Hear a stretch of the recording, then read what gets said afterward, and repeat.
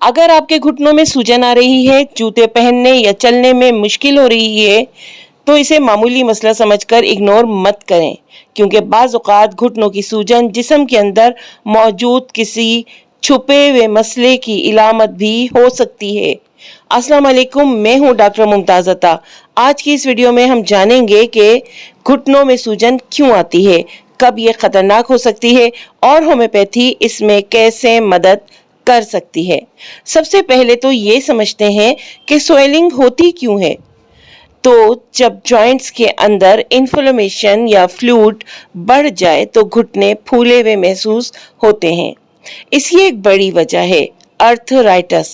खास तौर पर बढ़ती हुई उम्र में जॉइंट्स के अंदर सोजिश पैदा हो सकती है। दूसरी अहम वजह ज्यादा वजन, क्योंकि एक्स्ट्रा वेट घुटनों पर दबाव बढ़ाता है, जिससे स्वेलिंग और पेन दोनों बढ़ सकते हैं। तीसरी वजह हो सकती है चोट या ज्यादा चलना फिरना। जी हाँ, अगर आप मुसलसल सीढ़ियाँ चढ़ते हैं या ज्यादा स्टैंडिंग करते हैं तो जॉइंट्स मुतासिर हो सकते हैं।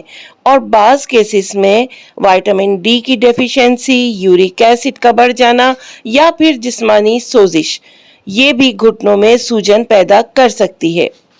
अगर स्वेलिंग के साथ साथ शदीद दर्द, गर्मी, रेडनेस या फिर बुखार भी हो तो हमें फौरन डॉक्टर से रुजू करना चाहिए और इन मसाइल्स को हल्का नहीं लेना चाहिए। अब बात करते हैं होम्योपैथी की।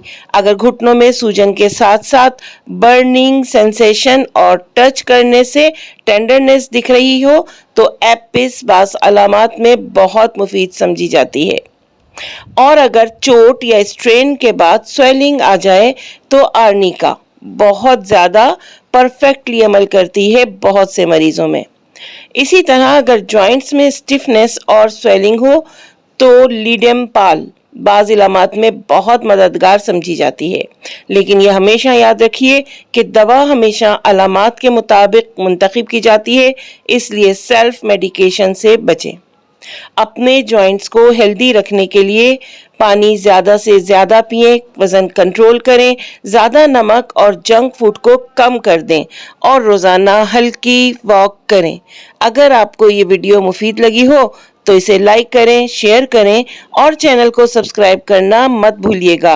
और तैयार रहिए हमारी कल की वीडियो के लिए, जिसमें हम बात करने वाले हैं नमाज में बैठते वक्त घुटनों में दर्द क्यों होता है। तो इंशाल्लाह कल मिलते हैं अपनी नेक्स्ट वीडियो में। तब तक के लिए इजाज़त दीजिए। अल्लाह हाफिज़।